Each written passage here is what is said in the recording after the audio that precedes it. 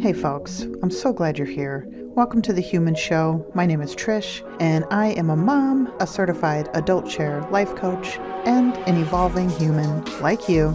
And my intention is to raise the vibration of the planet by helping to expand the emotional intelligence of as many people as possible. I am here to hold space and share wisdom in support of your personal evolution. I know the path can sometimes be dark, so let's carry a light for each other and find our way. Here we go.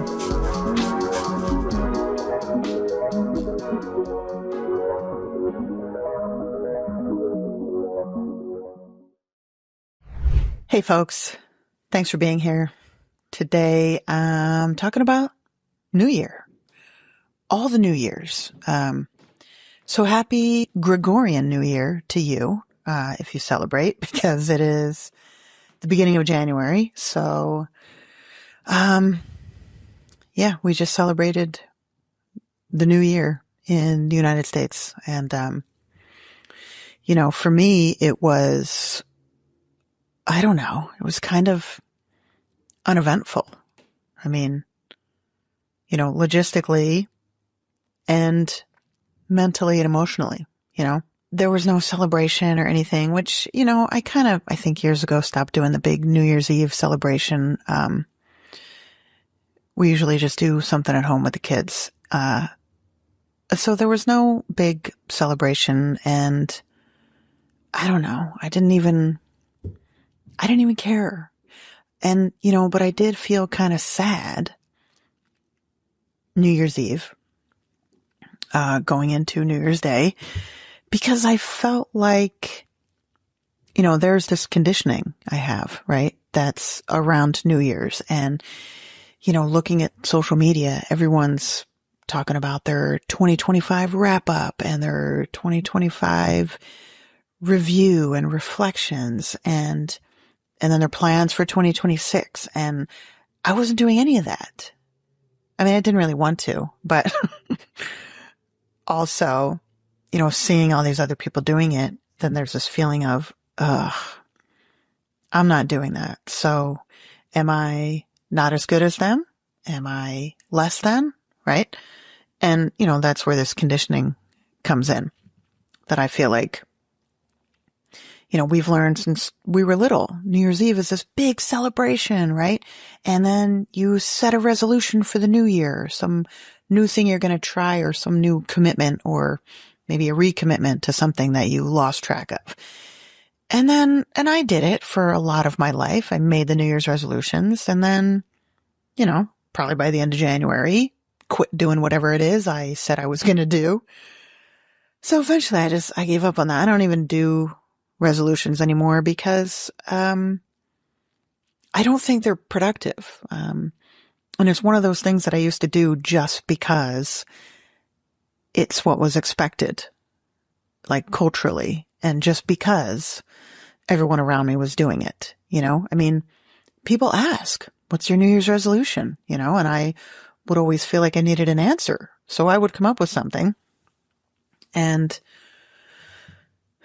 that's really why it never stuck. That's why I never stuck to the commitment, because it wasn't truly something I wanted. It was just something that I said because I felt like I was supposed to, right?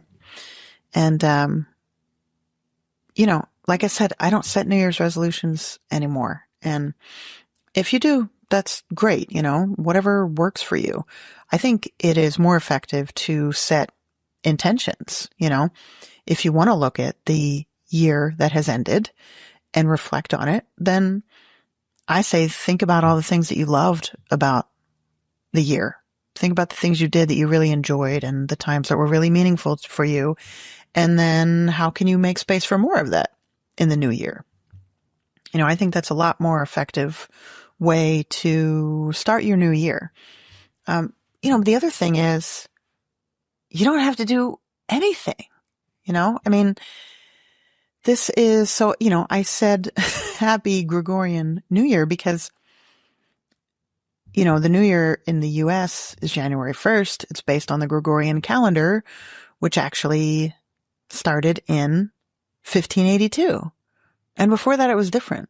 So And New Year's as like a celebration and tradition is different everywhere. I actually did a little research, which was kind of fun. So, all right. So New Year's in the US is celebrated January 1st, but then there's Lunar New Year, which is celebrated in East Asia.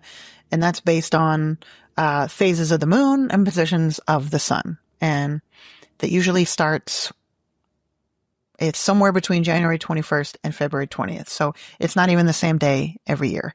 It starts on the new moon that's nearest the winter solstice. So, and the celebration lasts 15 days. So, I mean, that sounds pretty awesome, right? We celebrate for one night. They celebrate for 2 weeks. Then there's Nowruz, which is the Iranian or Persian New Year, and that's in March. So, and if you celebrate that, and I'm saying the word wrong, please let me know. I looked it up, and what I found as a pronunciation was Nowruz. So, if I'm wrong, please reach out and let me know. So, Nowruz starts on the spring equinox, which is when the sun, this is really cool. This is when the sun is exactly above the equator.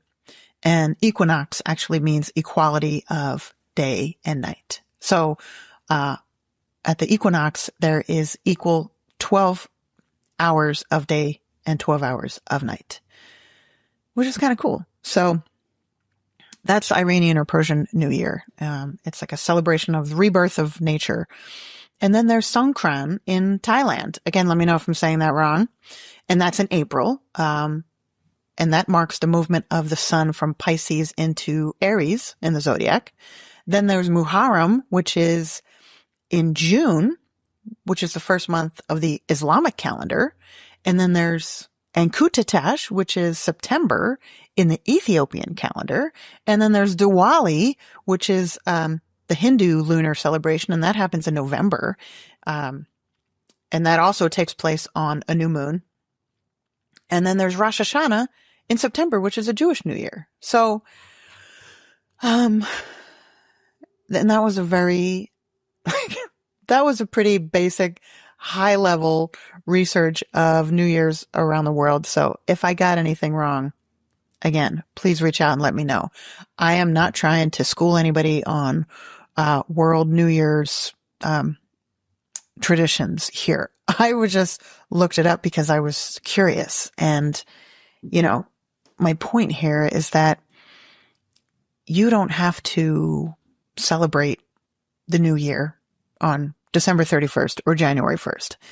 You can celebrate it anytime or no time. It really doesn't matter. I mean, celebrations are happening around the world at different times of the year for different reasons, and it's marking different types of changes, like new growth or rebirth or, you know, changes in the moon and the sun. Like, there's all different changes that can be honored and celebrated. And that goes the same for you. You don't have to celebrate January 1st and feel like you need all these new goals. And, you know, you don't have to tally up what you accomplished in the prior year, unless you want to, but, you don't have to do any of that. You know, I think what's more important is to figure out when your new year is. You know, when do you feel like motivated and a sense of new energy and growth and motivation, right? When does that happen for you? It could be any time of year. It could be multiple times of year. I was listening to a podcast recently, re-listening. It's an old podcast from like, I think 2019. Her name is Alexis Rockley. Really cool. She's a coach and an author. And, she used to have this podcast and I loved it. And I just recently started re-listening to it because I love it. Anyway, the one episode she was talking about productivity and, you know, how everyone's productivity is different and it happens at different times. And, you know, you really can't compare yourself to someone else. And she talked about, how we are like peach trees, right? Because peach trees, they don't even produce fruit for like the first 3 years. So from like year 1 to 4, they're just kind of quietly growing, right? Nothing major is happening on the surface. And around year 4, they start producing fruit. So, and then when and how much they produce varies, depending on the climate and other factors. But, they're not, you don't look at a peach tree and you're like, oh, well, you suck because you're not making any fruit. Like, they're doing what they need to do. They're still growing inside, even though you can't see it on the surface, right? And I probably just butchered that. So I'm going to put the link to the episode in the show notes so you can listen to Alexis explain it. And Alexis, if you're out there, oh, I wish you would bring back your podcast. I loved it so much and I miss it. Anyway, the whole point is that we all have different seasons, right? We don't all operate on the same season as each other. And we may be really productive in spring. We might feel like kind of low energy and low motivation in the winter. And winter here is cold and dark. I'm in Pennsylvania in the United States. That's winter here. It might be different where you are. So typically, that's a time when I feel kind of down. I want to stay home. It's cold outside. It gets dark early in the day. There's no flowers. There's nothing blooming outside. Like, all the plants and the trees are kind of sleeping for the winter. Like, everything's sort of in this down phase. And it's really natural for humans who live in this area, who experience these seasons, to also feel that same kind of energy of feeling like down. And what I think is really important is that doesn't mean you're not being productive. That doesn't mean nothing's happening. When you look at the trees out there that have lost all their leaves, they're not doing nothing. Like, they have taken in all the resources that they can to store them and preserve them and start preparing for the spring. So they're not doing nothing. They're still alive.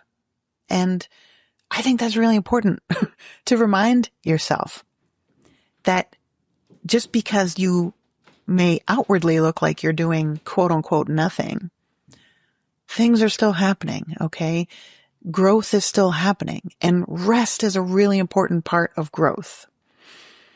And, our culture puts a lot of emphasis and value on productivity, right? How much you get done, how much you achieve. So then often when we're not achieving a lot, we feel like we're less than, or feel like we're not enough. And that's just bullshit. Because it doesn't matter if we're sleeping. When we're sleeping, we're still enough, right? When you're sleeping, your body is still processing all kinds of things and growing and refueling and conserving energy and powering up for the next day, right? Stuff is always happening. So just because you're sitting on the couch reading a book, that doesn't mean you're not being productive, okay? You're giving your body rest. You're giving your mind rest. And rest is an action, believe it or not. So, my point here is, if you felt pressured, or you typically feel pressured at the end of the year to come up with some new goals and to, list all of your achievements or accomplishments from the year that's ending, if you have felt pressure to do any of it, screw it. Let it all go. You don't have to do any of that. You don't have to do any of that. Okay. No one's grading it.